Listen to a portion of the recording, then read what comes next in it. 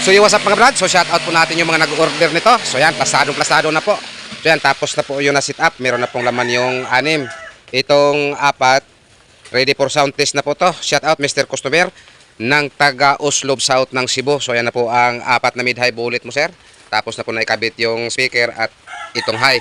So north and south pala yung customer namin ngayon mga brad. Itong 6, dalawa po ang nagmamayari. Lahat po sila ay taga South. So shout out Mr. Customer, Mr. Leo Sabikilya ng Liloan, Norte ng Cebu.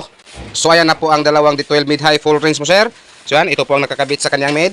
Itong Crown PE 1250. At ito naman ang driver unit na ikakabit namin Mr. Customer. Itong BCS 450 na Broadway. Kahit hindi pa po ito sound test namin, alam na po namin yung kinalabasan sa tunog nito. Dahil ilang beses na po kami nag-sound test nito.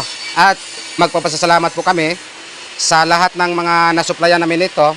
Wala naman pong issue or wala naman po silang reklamo. So maraming salamat po sa inyong lahat. Sa lahat ng nakabili na ganitong setup. So maraming salamat po sa inyo. So again, shout out Mr. Customer ng taga Mual South Cebu. So ayan na po ang inyong dalawang D12 mid-high full range. Ang kulang nito, ang pagkabit na lang po sa perforated screen sa harap. At saka pa tayo mag-sound test. Ito ready for sound test na po to. Meron na po itong laman.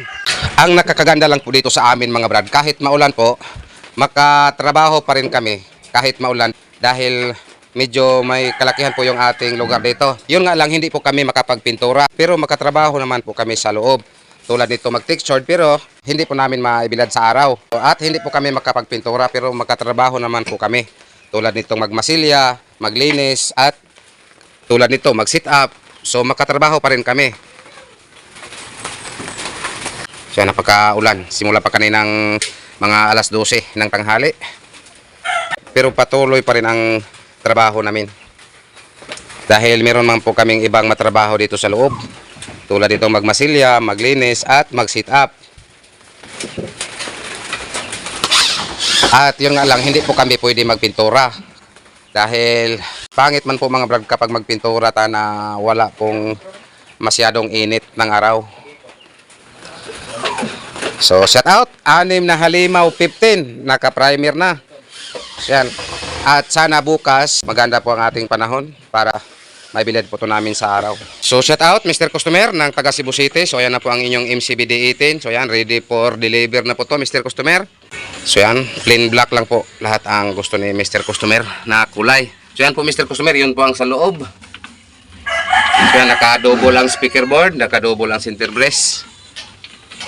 At meron pa itong pinatagpi-tagpi sa gilid. Pati po yung sa bubong. So yan po mga brad, dumating na naman po yung ating mga materialis. At para hindi po kami lugi sa aming pag-pick up nito mga speaker mga brad, so yan, dumaan po kami sa bintahan ng Maren. 10 piraso lang po to dahil sobrang bigat na po yung mga speaker na yan. Yan, para hindi po lugi sa ating biyahe, kailangan po maghanap po kami ng makarga sa aming pag-uwi. So yan, dahil maulan, binalot po ng trapal. At dito, meron pong 3 karton ng mga pintura. At sa loob, meron pong driver unit. At meron pang pangdikit. So yan.